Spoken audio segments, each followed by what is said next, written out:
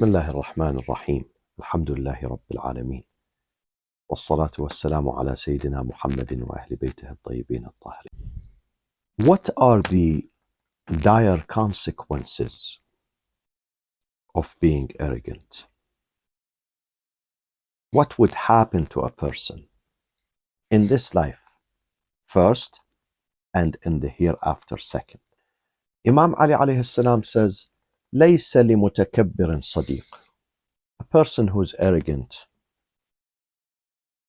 a person who's infected and contaminated with vanity, with pride, with bigotry, this person is going to live without friends. Because most people in this life, they love someone who is humble. Humbleness and humility is the most beautiful quality, human quality. You can attract people. You can attract strangers who do not know you through your humility. You can leave a huge impact on any person that you meet, anywhere in the world, anywhere you travel. If you are humble, people are going to fall in love with you. People are going to respect you. People are going to want to be with you and around you. But if someone is arrogant, he's going to have no friends.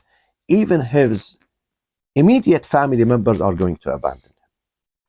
I know many families, sometimes, they consult with me, though I don't have anything to offer.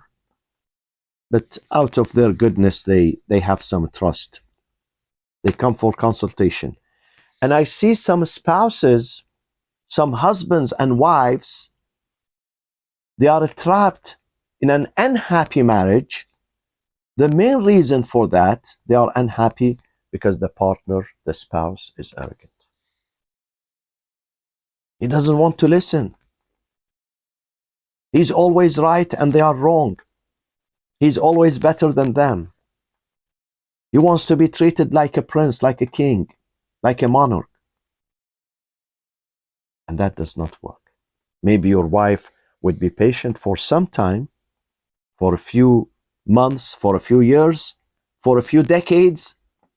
But at the end, that relationship is going to collapse. Because Imam Ali alayhi salam says, Amir al-Mu'mineen says, ليس لمتكبر صديق. An arrogant person is not going to preserve or have any friend in his life, in his or her life.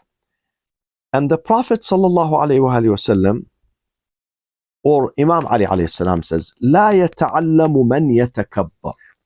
If you want to learn, you have to humble yourself. This is the basic ingredients of learning and education. If you go to school, if you go to university, if you go to the seminary, and if you really want to learn, you have to humble yourself. If you refuse to humble yourself, you are not going to learn. This is why my dearest and most beloved friends go to the seminaries to be scholars, to be teachers, to be imams, to be sheikhs, sayyids, maulanas. Be careful of this. I'm your friend. I'm your humble friend. Stay away from arrogance. Stay away. Because you are not going to learn if you are arrogant. And even if you learn, you are not going to benefit others. Stay away from that. Humble yourself. The key for success is humility and humbleness. The Prophet ﷺ says, "Man yastakbir yada'uhu Allah subhanahu wa ta'ala."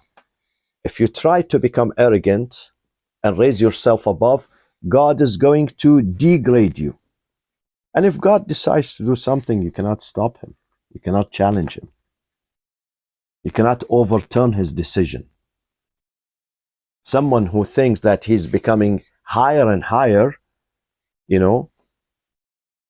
because he has some followers, admirers, 2 million people follow me on my Instagram account, on my tweet or X account,